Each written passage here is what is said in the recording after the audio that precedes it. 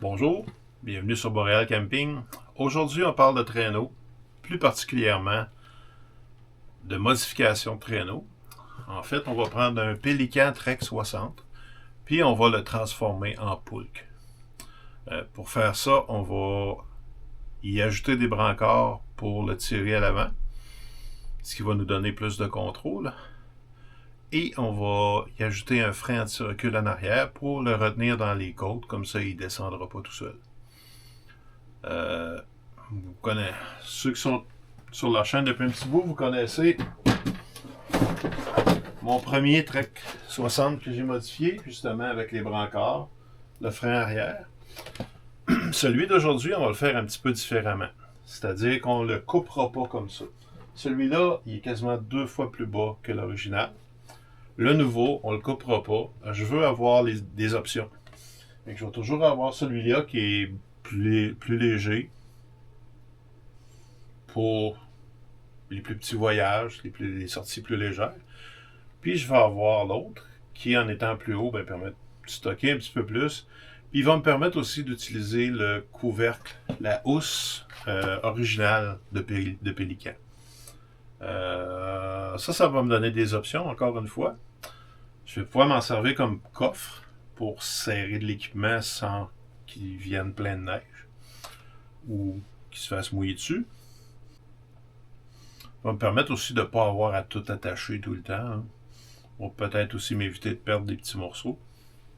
Fait que selon la situation, je vais pouvoir alterner entre les traîneaux.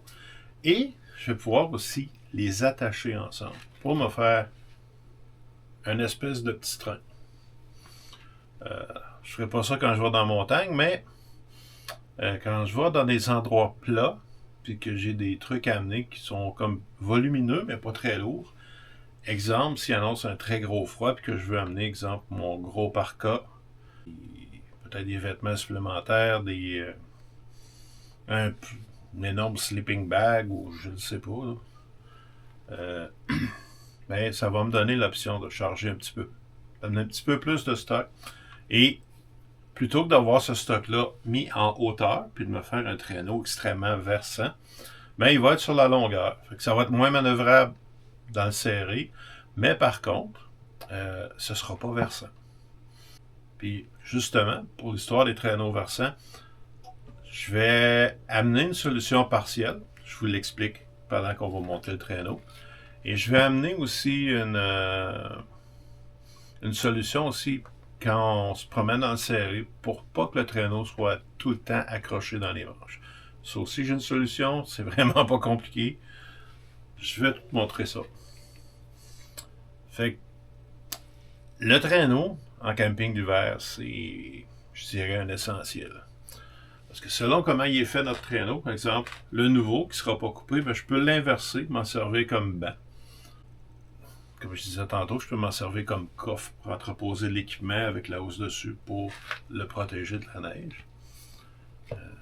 Puis, c'est vraiment beaucoup moins difficile de traîner, mettons, 50 livres dans un traîneau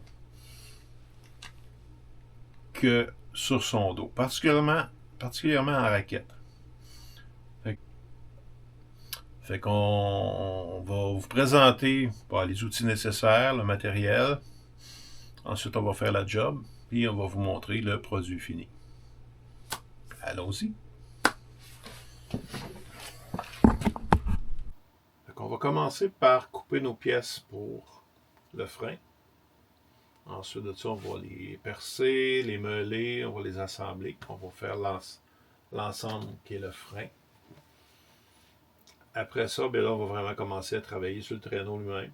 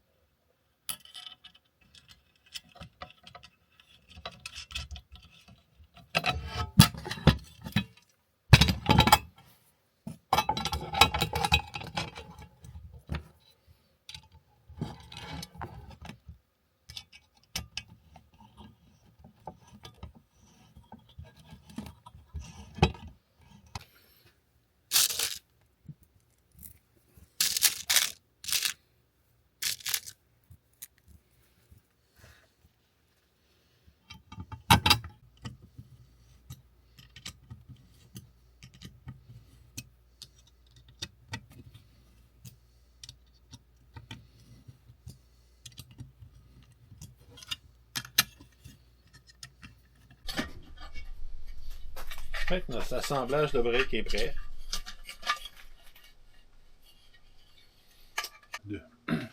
Fait que je vais vous montrer 2-3 petits bouts de vidéo de monde qui a de la misère.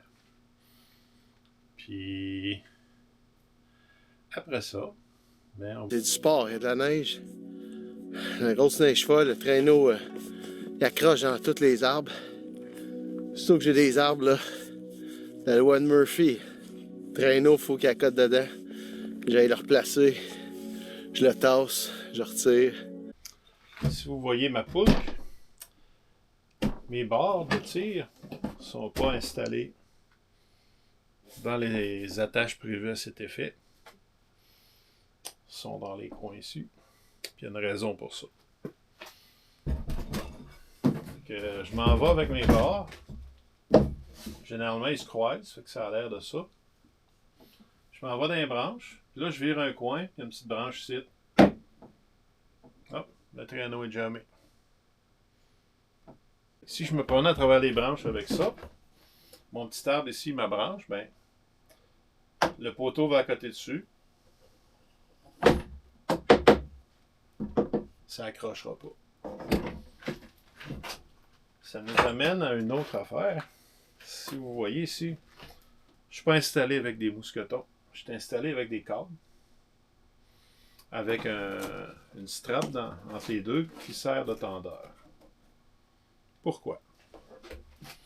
Parce que moins qu'il y a de jeu dans vos barres, plus que votre traîneau est contrôlable. S'il y a un joint ici avec un mousqueton, un autre joint là, un autre joint avec un mousqueton en haut, puis ça a plein de jeux. Fait que votre traîneau, il commence à partir d'un bord puis de l'autre quand, mettons que vous avez d'une pente en descendant. Il ne s'accotera pas dans les barres pour vous suivre tout droit. Il va prendre le jeu qu'il peut d'un bord, puis il va tirer de l'autre, il va venir tout croche, puis il va tout le temps chercher à aller d'un côté ou de l'autre. Il ne sera pas stable. Comme ça, mon câble il est assez raide, là, il n'y a presque pas de jeu. Bon. Au niveau de l'attelage, qu'il y ait un petit peu de jeu, c'est un petit peu moins grave.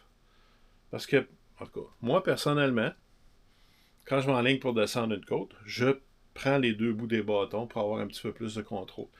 Si je sens qu'il y a quelque chose qui va aller d'un bord, ben je vais tirer ou pousser pour ajuster puis garder le contrôle du traîneau. Mais encore là, s'il y a plein de jeux dans le système, j'ai plus ou moins le contrôle du traîneau.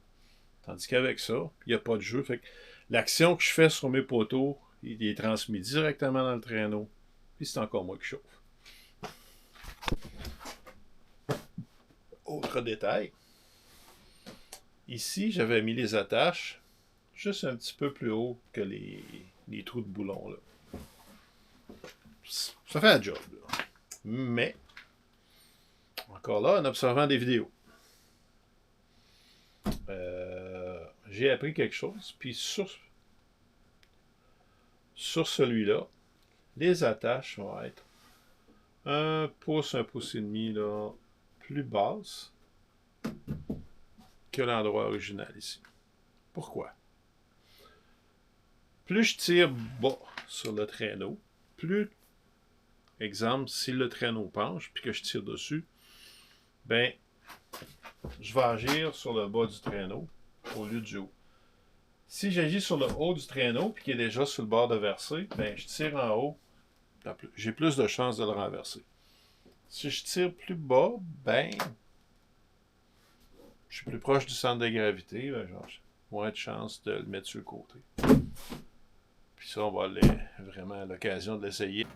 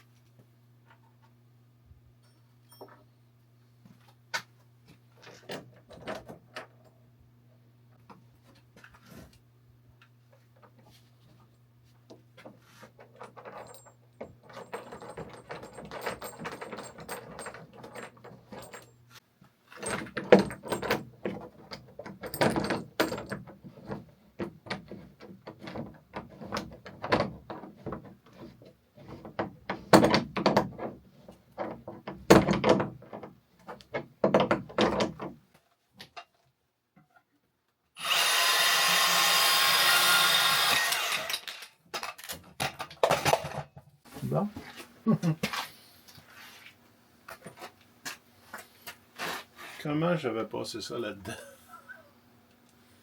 Bon, ça a l'air relativement facile.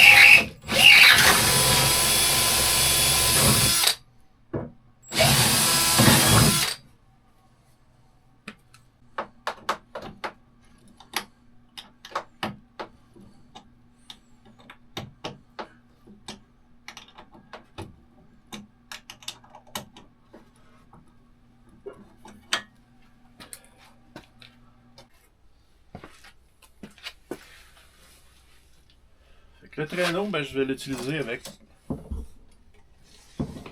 harnais pélican. On va le voir à l'écran. J'utilise un petit tendeur à bâche élastique pour le milieu, entre les deux brancards. Puis ça, c'est surtout pour que ça empêche de frapper ensemble quand on marche, puis d'être comme... Pour illustrer un peu ce que je parlais pendant la fabrication, si j'ai une branche qui arrive, elle va être déflectée. Mais là, parce que j'ai pas coupé le traîneau, ben, elle peut accrocher sur le coin, mais elle est dans la courbe. Fait qu'elle va probablement glisser sur le côté où le traîneau va tasser. En tout cas, ça va beaucoup réduire le problème versus l'avoir ici, où c'est sûr qu'elle va s'accoter dans le coin. Là. Fait que ça va mitiger le problème passablement. Fait que la housse qui va me permettre de mon stock.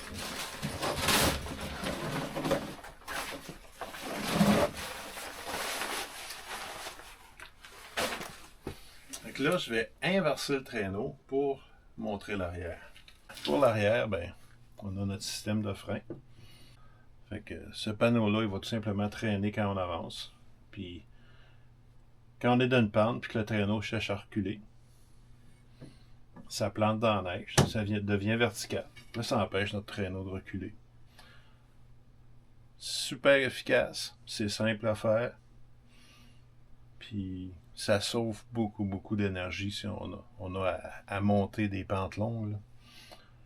Fait que pour ce qui est de l'arrière, il y a aussi une attache de chaque côté pour pouvoir installer la deuxième poutre à l'arrière de celle-là pour me faire une espèce de petit train.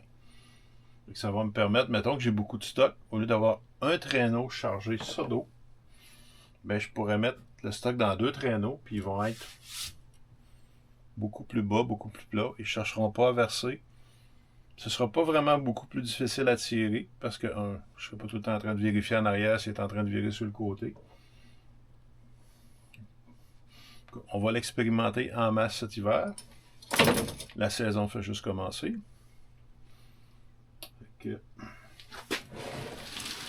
Ça va être pas mal. C'est pas mal ce qui va faire le tour pour notre petite vidéo de traîneau. Fait que prochaine vidéo, on vous le montre en action. Puis merci d'avoir écouté jusqu'à la fin. On se retrouve au prochain épisode de Montréal Camping.